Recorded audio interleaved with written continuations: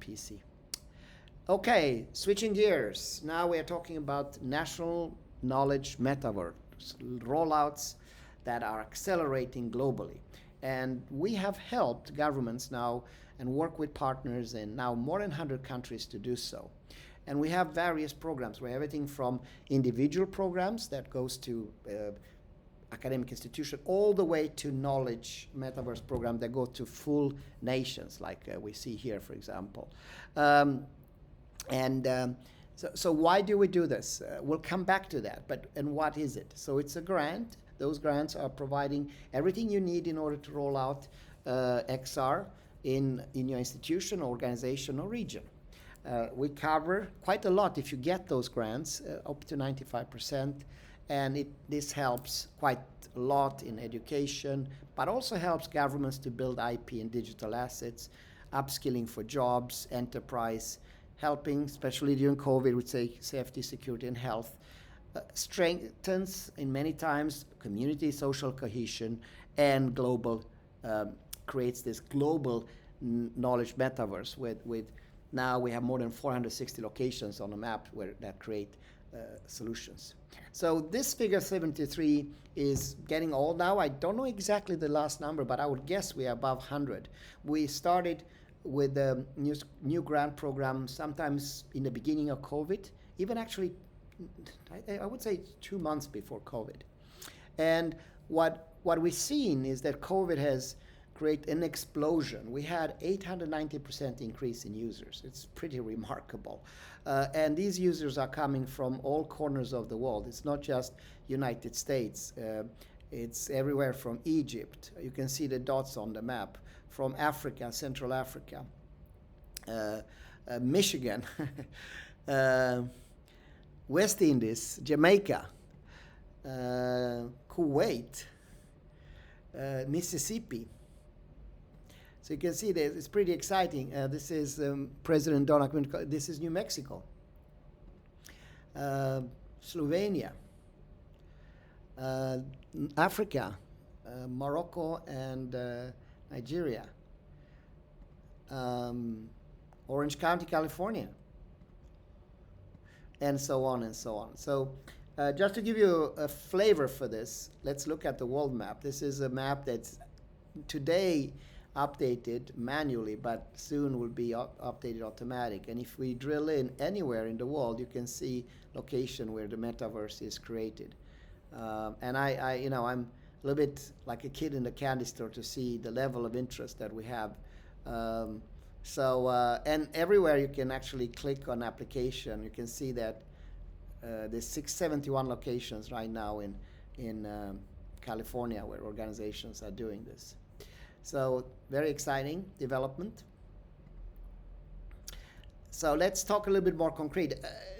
Obviously, I would love to visit all these locations. I can, especially not during COVID. But together with my colleagues, I've been to probably 45 countries in the last 3-4 months, which in itself is quite a challenge, I must say, because of all the protocols. So what we've seen is that governments and academic institutions around the globe are engaged in the knowledge metaverse. So we are meeting either with prestigious universities, or local organization, intergovernmental organizations, and also, of course, national governments. I'll give you an example, Morocco. So we started Morocco in last February, and there we actually inaugurated the first center. It was a partnership between EON, that was a large sponsor of this, Moroccan government, USAID, this is actually from USAID's website, and some other agencies that were engaged. Financially, this is a $28 million project, as you can see there. EON contributed a little bit more than 20. United States provided $3 million in cash. We had also the Agency for Digital Development that contributed together with Mohammed VI University another $3.6 million to make this happen. We started with 6,000 students, but now during a period of 12 months or so, this program has mushroomed and grown to more than 60,000 students. And we expect, believe it or not, during 2022 to go to more than 600,000 students. So this is something that we're doing not only in Morocco, obviously. We started in US August 2020. 2020, we did a partnership with LACC, for example, one of the 115 community colleges. And then that continued with Butte and many other. And our target during 22 is to reach all 150 colleges. This is the largest college system in the world. Singapore has been a leader in this for many years. We've been working there for since 2010, and we see now that they also embraced. During my last visit, I met with representatives for the Ministry of Education, also other organizations like Infocom Development Authority, etc. I am in Cambodia now, so in Cambodia we met this week with the Minister of Education, other ministers, and we are now working on a national rollout. This is a full national rollout. Likewise, 2 weeks ago, I was in Thailand, met with the Minister of Education there. It's the Deputy Minister, I should say. And there we're inaugurating a big center there that is the foundation for the national rollout. Likewise in Malaysia, we opened a center there in Sarawak, and now we're working with the minister to do this, expand it throughout the island of Borneo. In Brazil, we've been present since 2010, so that's a long history where we started working with Senai, and now we are working towards expanding that relation. Obviously, Europe, I'm originally from Sweden, is working in this environment. We engage with a number of universities there in Germany. We have a big center together with Switzerland. So this is in Lucerne, that grew from, I think, 2 staff to, I think they have 25, 30 staff now for a national rollout. England, we inaugurating a center in September 30th with University of East London.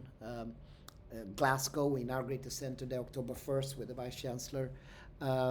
Portugal, we are working there with a grant to create a center. They received a grant there for for this purpose, I think it's almost $40 million.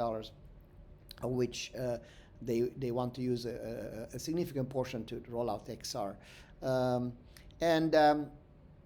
China, we have a long-standing relation since 2017 with China Merchant Group and the government there, and this grew. In 2019, we set up, announced a center in Henan province, and now we we actually have an MOU with the Beijing Economic and Technology Development Zone, or engagement, I should say.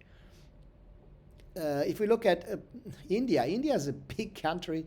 We had more than a year ago, signed a contract with Assam province to do a rollout throughout the whole region, and that I'm pleased to say that program is now continuing expanding. Japan, we have a presence there, and the list goes on. I will not take all of them, but I'll give you just a few pointers here. Bulgaria, we opened a smaller center, April 6th with the deputy minister, and now we had a meeting when I was there with the Minister of Finance. Likewise in Slovenia, smaller center in March 2021, and now I met with the Minister of Digital Transformation and Ministry of Education. Likewise in Kosovo. And I would say what's common denominator, I'm not going to go through all of them, but what's common denominator here is that